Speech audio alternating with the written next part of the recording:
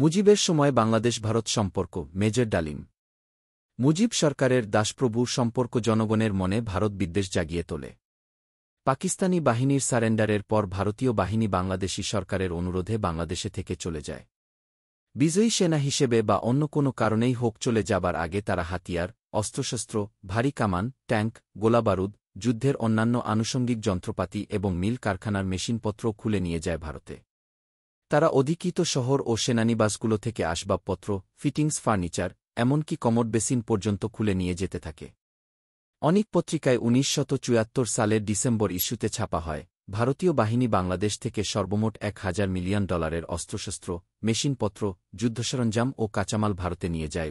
স্বাধীনতার পর খুলনায় ডেপুটি কমিশনার হিসেবে নিযুক্ত জনাব কামাল উদ্দিন সিদ্দিকী ভারতের কাছে সরকারিভাবে এক প্রোটেস্ট নোটের মাধ্যমে জানান যে, তার জেলা থেকে ভারতীয় বাহিনী লক্ষ লক্ষ টাকার মালসামগ্রী অন্যায়ভাবে ভারতে নিয়ে গেছে।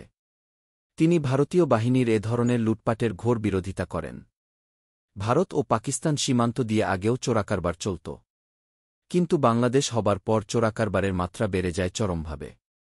স্বাধীনতার পর বেশ কিছুদিন পর্যন্ত সীমান্ত সম্পূর্ণ খোলা রাখা হয়। মাওলানা ভাসানী দাবি করেন, বাংলাদেশ থেকে ভারতীয় সেনাবাহিনী কর্তৃক নিয়ে যাওয়া অস্ত্র ও যুদ্ধসম্ভার এবং চোরাচালানের মাধ্যমে সর্বমোট ৬,০০০ কোটি টাকা মূল্যের জিনিসপত্র ও কাঁচামাল ভারতে নিয়ে যাওয়া হয়েছে। ১৯৭২ থেকে ১৯৭৫ সালের আগস্ট পর্যন্ত সময়ে চোরাচালানের মাধ্যমে ২,০০০ মিলিয়ন মার্কিন ডলারের দ্রব্য সামগ্রী ভারতে পাচার হয়েছে বলে দাবি করেন বাংলা সংবাদপত্র অনেক। বাংলাদেশ সরকার দেশে ফিরেই ভারতে পাট ও পাটজাত দ্রব্যের রফতানির উপর যে নিষেধাজ্ঞা ছিল তা উঠিয়ে নেয়। এর ফলে খোলা বর্ডার দিয়ে চোরাচালানের মাধ্যমে উৎপাদিত পাট ও পাটজাত দ্রব্যের একটি বৃহৎ অংশ ভারতে চলে যাওয়ার পথ আরও সুগম হয়। ১ জানুয়ারি ১৯৭২ সরকার বাংলাদেশি টাকার মান কমিয়ে দিয়ে ভারতীয় রুপির সমপর্যায়ে নিয়ে আসার সিদ্ধান্ত ঘোষণা করে। সরকার একই সাথে আরও ঘোষণা করে, ১৬ ডিসেম্বরের আগে পাট ও পাটজাত সংক্রান্ত সমস্ত দ্রব্যের ব্যাপারে রফতানির সকল চুক্তি বাতিল বলে গণ্য করা হবে। দি বাংলাদেশ অবজারভার ২রা জানুয়ারি ১৯৭২ সংখ্যায় লেখে, ব্যবসায়ী এবং অর্থনৈতিক বিশেষজ্ঞদের মতে উল্লেখিত সরকারি ৩টি সিদ্ধান্তই ভারতের স্বার্থে প্রণীত হয়েছে। ভারতীয় সরকারের চাপের মুখেই এ ধরনের সিদ্ধান্ত বাংলাদেশ সরকার গ্রহণ করতে বাধ্য হয়েছেন। এরপর সরকার কর্তৃক টাকার মান কমাবার পর পাটের দাম পুনর্নির্ধারণ করার ফলে সৎভাবে ব্যবসা করার চেয়ে চোরাচালান অনেক লাভজনক হয়ে দাঁড়ায়। ফলে বাংলাদেশের জীবন সোনালী আঁশের রপ্তানি হ্রাস পায়। এতে জাতীয় বৈদেশিক মুদ্রার আয় কমে যায় এবং জাতীয় সঞ্চয়ও কমে যায়। উৎপাদনে ভাটা পড়ে। ১৯৭৪ সালে রহস্যজনকভাবে নাশকতামূলক কার্যকলাপের ফলে অনেক জায়গায় পাটের গুদাম আগুনে পুড়ে যায়। গুদামে ভরা কাঁচা পাট ও পাটজাত দ্রব্য এভাবে পুড়ে যাওয়ার ফলে পাট শিল্পের ক্ষেত্রে সরকারের প্রচণ্ড ক্ষতি হয়। গুদামে আগুন লেগে পুড়ে যাওয়ার ক্ষয়ক্ষতির বর্ণনা করতে গিয়ে পাটমন্ত্রী ১৯৭৪ সালে সংসদে বলেন, আগুন লেগে প্রায় ১,০৯২ মিলিয়ন টাকার শুধু পাটই পুড়ে যায়। পাটজাত দ্রব্যের সঠিক মূল্য নির্ধারণ করা সম্ভব হয়নি। প্রচণ্ড এই ক্ষতির পরিপ্রেক্ষিতে বিজমক এবং বিজক সরকারি ভর্তুকির উপর চলতে থাকে। আজ অবধি পাট শিল্পক্ষেত্রে সরকার কোটি কোটি টাকা ভর্তুকি দিয়ে চলেছে। একদিনের সোনালী আশা আজ জাতির গলায় হয়ে পড়েছে ফাঁস। পক্ষান্তরে যে ভারত কখনোই পাট রফতানি করতে পারত না, এমনকি পাটের অপর্যাপ্ত উৎপাদনের ফলে অনেক জুট মিল বন্ধ করে দিতে বাধ্য হতে হয়েছিল, সেখানে বাংলাদেশের অভ্যুদয়ের পর অবস্থা সম্পূর্ণভাবে বদলে যায়। ১৯৭৩ সালে ভারত ১ মিলিয়ন বেল পাট রফতানি করে বিদেশের মার্কেটে এবং ১৯৭৪ সালের মধ্যে শুধু যে তাদের বন্ধ হয়ে যাওয়া মিলগুলোই আবার ফুল শিফটে চালু করা হয় তা নয়, তারা ভারত বাংলাদেশের সীমান্তে আরও নতুন দুটো মিল স্থাপন করে। দুই সরকারের মধ্যে স্বাক্ষরিত বর্ডার চুক্তি বাংলাদেশের কোনো উপকার না করে চোরাচালানের পথকেই প্রশস্ত করে দিয়েছিল। পরে জনগণের জোর আন্দোলন ও দাবির মুখে সরকার ওই চুক্তি বছর শেষ না হতেই বাতিল করতে বাধ্য হয়। ১৯৭২ সালের মে মাসের মধ্যে বাংলাদেশ সরকার ভারতের সাথে ৪টি ঋণ চুক্তি এবং একটি বাণিজ্য চুক্তি সই করে। কিন্তু চুক্তিগুলো বাস্তবায়নের ক্ষেত্রে ভারতীয় দিক থেকে গাফিলতি পরিলক্ষিত হয়। বিশেষ করে বাংলাদেশ থেকে চুক্তি অনুযায়ী দ্রব্য সামগ্রী কেনার ক্ষেত্রে ভারতের বিমুখিতা বাণিজ্য ঘাটতির সৃষ্টি করে। ভারত বাংলাদেশের জন্য টাকা ছাপায়। সেই কারণে নকল নোটে সারা দেশ ছেয়ে যায়। ফলে দুদেশের সরকার বিব্রত হয় জনসম্মুখে। নকল টাকার বিরূপ প্রতিক্রিয়া বাংলাদেশের অর্থনীতির সর্বক্ষেত্রে উল্লেখযোগ্য ক্ষতিসাধন করে। দৈনন্দিন জীবনের জন্য প্রয়োজনীয় জিনিসপত্রের স্বল্পতা এবং উচ্চ মূল্য জনগণের জীবনকে যতই আঘাত করতে থাকে ততই জনগণ ভারত বিরোধী হয়ে ওঠে। কালোবাজারি, মুনাফাখোররা বৈধ ব্যবসার পরিবর্তে ভারতে চোরাচালান করে বেশি ফায়দা লাভের মানসিকতা জনগণের জীবনকে দুর্বিষহ করে তোলে। এভাবে একদিকে সরকার ও জনগণ এবং অপরদিকে বাংলাদেশের জনগণ ও ভারত সরকারের মধ্যে অবিশ্বাসের জন্ম দেয়। ভারতীয় বাহিনী কর্তৃক জাতীয় সম্পদ লুণ্ঠন, ভারতীয় আমলাদের জাতীয় প্রশাসনে হস্তক্ষেপ, সীমান্ত দিয়ে অবাধ চোরাচালান, ভারতে পাট ও পাটজাত দ্রব্যের রফতানির উপর নিষেধাজ্ঞা প্রত্যাহার, ভারতে বাংলাদেশি মুদ্রা ছাপানো, রক্ষী বাহিনীর সৃষ্টি, বাংলাদেশের টাকার মূল্য কমানো, ভারতীয় বাহিনীর বাংলাদেশে অবস্থান এ সমস্ত কারণগুলি ক্রমান্বয়ে জনগণের মনে সন্দেহের উদ্রেক করে। ভারতের উদ্দেশ্য সম্পর্কে সন্দিহান হয়ে উঠে বাংলাদেশের জনগণ। যুদ্ধকালীন অবস্থায় ভারত সরকার শুধুমাত্র আওয়ামী লীগের মাধ্যমে বাংলাদেশকে তাদের নিয়ন্ত্রণে রাখতে পারবে বলে ভুল করে যে বীজ বপন করেছিল তারই প্রতিফল ভারতীয় শোষণ হিসাবে ক্রমশ বাংলাদেশের আপামর জনসাধারণের মনে শিকড় গড়তে থাকে। বন্ধুবেশে বাংলাদেশকে শোষণ করে, জাতীয় সম্পদ লুটপাট করে, বাংলাদেশকে তাদের পশ্চাৎভূমি ও মার্কেটে পরিণত করে তাদের নিয়ন্ত্রণে একটি করদ রাজ্য হিসেবে প্রতিষ্ঠিত করার নীল নকশায় আওয়ামী লীগ তাদের সহযোগী এ ধারণাও প্রতিটি দেশপ্রেমিক বাংলাদেশীর মনে বদ্ধমূল হয়ে ওঠে। তাদের এ ধারণা আরও জোরদার হয় ভারত কর্তৃক সিকিম দখল করে নেয়ার পর। জনগণের এই চেতনার যথার্থ মূল্য না দিয়ে আওয়ামী সরকার এবং ভারত সরকার এ ধরনের বৈরী মনোভাব দূর করার জন্য কোনো পদক্ষেপই গ্রহণ করেনি। ফলে এর প্রভাব রাজনৈতিক এবং অর্থনৈতিক সম্পর্কের ক্ষেত্রে হয়ে ওঠে সুদূরপ্রসারী। এভাবে বাংলাদেশের জন্মলগ্ন থেকেই দুদেশের সম্পর্কে ফাটলের সৃষ্টি হয়। সরকারি পর্যায়ে যদিও বা সম্পর্ক বন্ধুসুলভ ও অটুট বলে আখ্যায়িত করা হয়, তবুও এটাই সত্যি যে বাংলাদেশের জনগণ ভারত বিদ্বেষী হয়ে ওঠে সেই দিন থেকেই, যেদিন ভারতীয় সেনাবাহিনী বাংলাদেশ থেকে সবকিছু পাচার করতে শুরু করল ভারতে এবং দুদেশের সীমান্ত খোলা রাখা হল ভারতেরই স্বার্থে। স্বাধীনতা লাভের কয়েক মাসের মধ্যেই বাংলাদেশের ভেতর ভারতীয় সেনাবাহিনীর অবস্থান দেশে বিদেশে ভ্রান্ত ধারণার জন্ম দেয়। তাদের প্রত্যক্ষ সাহায্য ছাড়া বাংলাদেশ সরকার দেশ শাসন করতে অক্ষম, সে ধরনের চ্যালেঞ্জের সম্মুখীন হতে হয় বাংলাদেশ সরকারকে। এতে করে দেশের স্বাধীনতা ও সার্বভৌমত্বের ব্যাপারেও প্রশ্ন দেখা দেয়। পাকিস্তান ও তার সপক্ষের শক্তিগুলো এ অবস্থার সুযোগ নিয়ে আন্তর্জাতিকভাবে প্রচারণা চালাতে থাকে যে বাংলাদেশ ভারতীয় দখলদার বাহিনীর নিয়ন্ত্রণে রয়েছে এবং ভারত অন্যায়ভাবে পাকিস্তানের একটি অংশকে জবরদখল করে রেখেছে। তাদের এ প্রচারণার ফলে এবং বাংলাদেশে ভারতীয় বাহিনীর অবস্থানের বাস্তবতায় আন্তর্জাতিকভাবে অনেক দেশ বাংলাদেশকে স্বীকৃতি দিতে অসম্মত হয়। দেশে ফিরে শেখ মুজিব যদিও বা ভারতীয় বাহিনীর ভূয়সী প্রশংসা করেন, কিন্তু জনগণ তাদের জাতীয় সম্পদ লুণ্ঠন ও অন্যান্য কার্যকলাপে তাদের ভবিষ্যৎ উদ্দেশ্য সম্পর্কে সন্দিহান হয়ে ওঠে। মুজিব জনগণের মনোভাব বুঝতে পারেন, কিন্তু তার তেমন বিশেষ কিছুই করার ছিল না। মুক্ত হয়ে দেশে ফেরার পর ভারত সরকারের বাংলাদেশে তাদের সামরিক বাহিনী রাখার সিদ্ধান্ত ও তার বিরুদ্ধে জনরোষের পরিপ্রেক্ষিতে শেখ মুজিব এক বিব্রতকর অবস্থায় পড়েন। বিশ্ব পরিসরে বাংলাদেশে ভারতীয় বাহিনী মোতায়েন রাখার কোনো যুক্তিই তখন ভারতের পক্ষেও দেয়া সম্ভব হচ্ছিল না। শুধু তাই নয়, নন অ্যালাইন্ড মুভমেন্টে এর প্রবক্তা এবং পঞ্চশীলা নীতির প্রতিষ্ঠাতা দেশগুলোর একটি হয়ে অন্য দেশে তার সেনাবাহিনী রাখার জন্য বিশ্ব পরিসরে ভারতের ভাবমূর্তিও ক্ষুণ্ণ হচ্ছিল এবং ভারতকে অনেক সমালোচনার সম্মুখীন হতে হচ্ছিল।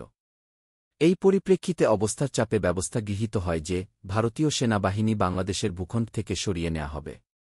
কিন্তু এর পরিবর্তে সিদ্ধান্ত নেওয়া হয় প্রবাসী সরকার ও ভারত সরকারের মধ্যে যে চুক্তি হয়েছিল তা রদবদল করে স্বাক্ষরিত হবে ২৫ বছর মেয়াদী মৈত্রী চুক্তি এবং ২ প্রধানমন্ত্রীর যুক্ত ইশতেহার। চুক্তির মেয়াদ বাড়ানোর ধারাও সংযুক্ত করা হবে চুক্তিতে। এই চুক্তি এবং যৌথ ইশতেহার স্বাক্ষরিত হয় ২ প্রধানমন্ত্রীর মাঝে ১৯ মার্চ ১৯৭২ সালে, যখন শ্রীমতী ইন্দিরা গান্ধী শেখ মুজিবের আমন্ত্রণে প্রথমবার বাংলাদেশ সফরে আসেন।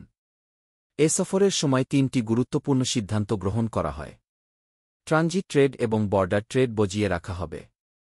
দুদেশের মধ্যে সহযোগিতা বাড়ানোর জন্য পররাষ্ট্র মন্ত্রণালয়, প্রতিরক্ষা মন্ত্রণালয়, পরিকল্পনা মন্ত্রণালয়, বাণিজ্য ও শিল্প মন্ত্রণালয়, সাংস্কৃতিক ও বিজ্ঞান সম্পর্কিত মন্ত্রণালয়গুলোর দুদেশের কর্মকর্তারা ৬ মাস অন্তর নিয়মিতভাবে মিলিত হয়ে মত বিনিময় ও কার্যপ্রণালী নির্ধারণ করবেন। ওই সময়ে জয়েন্ট রিভার কমিশনও সৃষ্টি করা হয়। বাংলাদেশ ভারত মৈত্রী চুক্তি সোভিয়েত ভারত মৈত্রী চুক্তির আলোকেই প্রণীত হয়েছিল। এভাবেই দেশে ফিরে এসে শেখ মুজিব বাংলাদেশকে পূর্বের সুইজারল্যান্ড বানাবার ঘোষণা দিয়ে মূলত ভারতের একটি করদ রাজ্যেই পরিণত করলেন সদ্যমুক্ত বাংলাদেশকে। তিনি চালনা এবং চট্টগ্রামের বন্দর পরিষ্কারের অজুহাতে সোভিয়েত ও ভারতীয় নৌবাহিনীকেও আমন্ত্রণ জানান। এভাবেই বাংলাদেশকে রুশ ভারত অক্ষশক্তির মধ্যে ঢুকিয়ে দেয়া হয়। পাকিস্তানের পরাজয়ের পর উপমহাদেশের আধিপত্যবাদী ভারত নিজেকে আঞ্চলিক শক্তি হিসাবে দাবি করে ঘোষণা দেয় দক্ষিণ এশিয়া থেকে বিজাতীয় সব শক্তিকে চলে যেতে হবে, কি শুধু তাই নয়, উপমহাদেশের জন্য ভারত এক নতুন মনরোড ট্রেন তৈরি করে। ফলে উপমহাদেশের সব ছোট দেশগুলো ভারতীয় আধিপত্যবাদের শিকারে পরিণত হওয়ার আশঙ্কায় ভীত হয়ে পড়ে। ভারতের জন্য এত কিছু করার পরও শেখ মুজিব পানি সমস্যা, সীমান্ত নির্ধারণ, সমুদ্রসীমা এবং অর্থনৈতিক জলসীমা নির্ধারণ, সমুদ্রে জেগে ওঠা দ্বীপসমূহের দখল প্রভৃতি মূল সমস্যাগুলোর বিষয়ে ভারতের কাছ থেকে কিছুই আদায় করতে পারেননি। শেখ মুজিব সেনাবাহিনীর মোকাবেলায় জাতীয় রক্ষী বাহিনী গড়ে তোলেন। এর ফলে জনমনে সন্দেহ হয় শেখ মুজিব ক্ষমতায় টিকে থাকার জন্যই ভারতের পরামর্শে জাতীয় স্বার্থ জলাঞ্জলি দিয়ে রক্ষী বাহিনী গড়ে তুলেছেন। 1975 সালের এপ্রিলে ভারত সামরিক আগ্রাসন চালিয়ে সিকিম দখল করে নেবার পর দক্ষিণ এশিয়া উপমহাদেশের জনগণ বিশেষভাবে ভারতীয় আগ্রাসন ও আধিপত্য সম্পর্কে আরও সচেতন হয়ে ওঠে। আওয়ামী লীগ বাদে দেশের অন্য সব রাজনৈতিক দলগুলো ভারতের সাথে 25 বছরের চুক্তিকে জাতীয় স্বার্থবিরোধী এবং সার্বভৌমত্বের প্রতি হুমকিস্বরূপ মনে করে অবিলম্বে ওই চুক্তি নাকচ করে দেবার দাবি জানায়। মাওলানা ভাসানীর নেতৃত্বে 7 দলীয় অ্যাকশন কমিটি সরকারের কাছে যে 15 দফা দাবি উত্থাপন করেন তার প্রথম দাবিই ছিল ভারতের সাথে অসম মৈত্রী চুক্তি বাতিল করতে হবে। তারা অভিমত প্রকাশ করেন বাংলাদেশের ভবিষ্যতের উপর ভারতের নিয়ন্ত্রণ ও প্রভাব বজিয়ে রাখা নীল নকশা অনুযায়ী এ চুক্তি করা হয়েছে এবং সমগ্র উপমহাদেশের উপর ভারতের নিয়ন্ত্রণকে পাকাপোক্ত করার জন্য এই চুক্তি সহায়ক হবে। পাঠকদের অবগতির জন্য ভারত বাংলাদেশ মৈত্রী চুক্তির কয়েকটি ধারা সম্পর্কে কিছুটা আলোচনার প্রয়োজন রয়েছে বলে বোধ করছি। চুক্তির 6 নং অনুচ্ছেদের একটি গুরুত্বপূর্ণ দিক রয়েছে। অনুচ্ছেদ 8, 9 এবং 10 নং বিশেষ গুরুত্বপূর্ণ, কারণ এ সমস্ত অনুচ্ছেদগুলো দুই দেশের পররাষ্ট্র এবং প্রতিরক্ষা সংক্রান্ত বিষয়ে। অনুচ্ছেদ 8 বলা হয়, কোনো দেশ অপর দেশের বিরুদ্ধে কোনরূপ সামরিক জোটে যোগ দিতে পারবে না এবং অপর দেশের বিরুদ্ধে কোনো রকম সামরিক অভিযান পরিচালনা করতে পারবে না এবং তার সীমানাধীন স্থল, জল এবং আকাশ অপর রাষ্ট্রের সামরিক ক্ষতি অথবা অপর রাষ্ট্রের সংহতির প্রতি হুমকিস্বরূপ কোনো কাজে ব্যবহার করতে দিতে পারবে না। কি অনুচ্ছেদ 9 বর্ণিত রয়েছে, প্রত্যেক পার্টি অন্য পার্টির বিপক্ষে কোনো তৃতীয় পার্টিকে যে কোনো সামরিক সংঘর্ষে কোনো প্রকার সাহায্য দিতে পারবে না। যদি কোনো পার্টি আক্রমণের শিকার হয় কিংবা আগ্রাসনের হুমকির মুখাপেক্ষী হয়, তবে অনতিবিলম্বে দুই পার্টিই পারস্পরিক আলোচনার মাধ্যমে উপযুক্ত ব্যবস্থা গ্রহণ করবে সেই আক্রমণ কিংবা আগ্রাসনের হুমকির মোকাবেলা করার জন্য। এভাবেই দুই দেশের শান্তি ও সংহতি বজিয়ে রাখা হবে।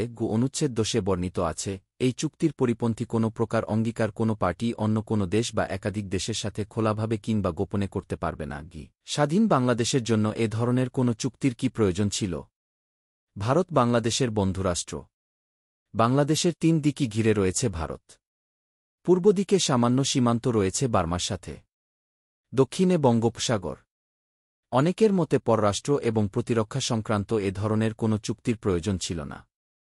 যেখানে বাংলাদেশের বিরুদ্ধে কোনো বৈদেশিক আক্রমণের সম্ভাবনা নেই বিধায় কোনো বিশেষ প্রয়োজন ছাড়া চুক্তির 8, 9 এবং 10 নং অনুচ্ছেদ অনুযায়ী রাষ্ট্রীয় সার্বভৌমত্ব রক্ষা করার জন্য সামরিক সাহায্য চাওয়ার মানে দাঁড়ায় বাংলাদেশ ভারতের কাছে সম্পর্কের দিক দিয়ে হীনভাবে অনুগত। চুক্তিতে অর্থনৈতিক সম্পর্কে যে শর্ত ছিল তার ফলে ভারত একটি অগ্রবর্তী শিল্পে উন্নত দেশ হিসেবে বাংলাদেশকে প্রযুক্তি প্রকৌশলিক সাহায্য, ভারী এবং মাঝারি যন্ত্র ও যন্ত্রাংশ, কাঁচামাল এবং অর্থনৈতিক সাহায্যের মাধ্যমে স্বাধীন বাংলাদেশের শিল্প ও কৃষি দুই ক্ষেত্রেই অবকাঠামো গড়ে তুলতে সাহায্য করবে।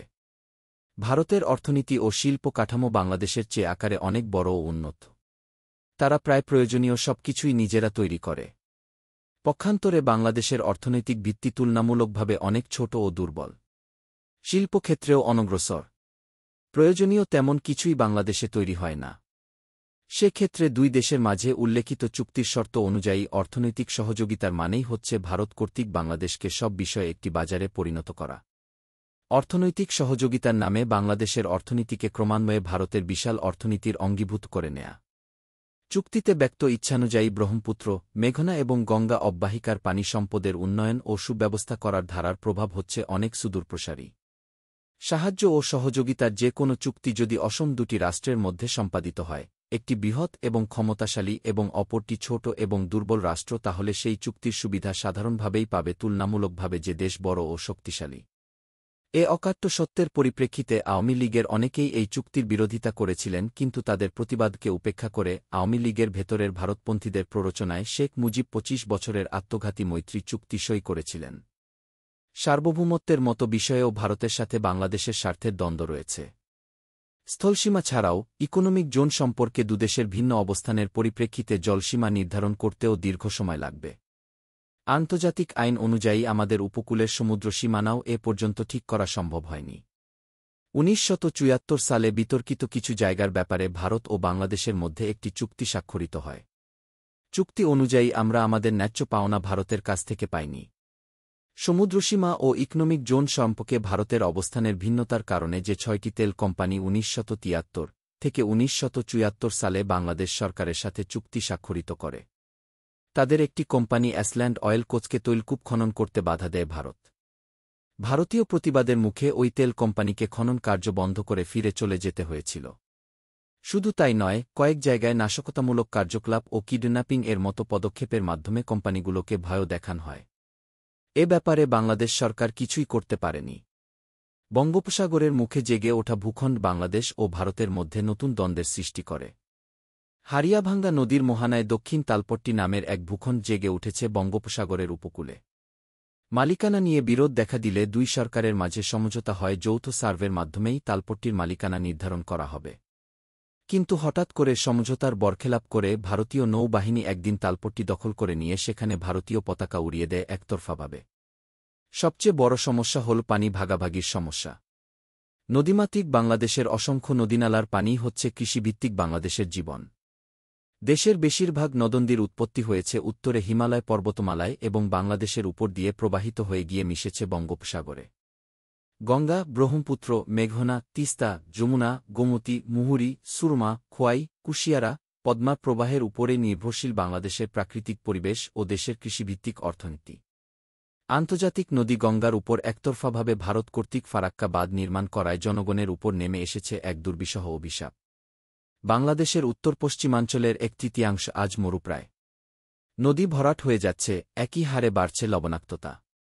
লবণাক্ততা বৃদ্ধি পাওয়ায় পরিবেশ ও প্রকৃতির পরিবর্তন আজ বাংলাদেশের জন্য এক হুমকির সৃষ্টি করেছে। গঙ্গার পানি বাংলাদেশের 1/3 লোকের জীবনসংস্থানের জন্য অতি প্রয়োজন।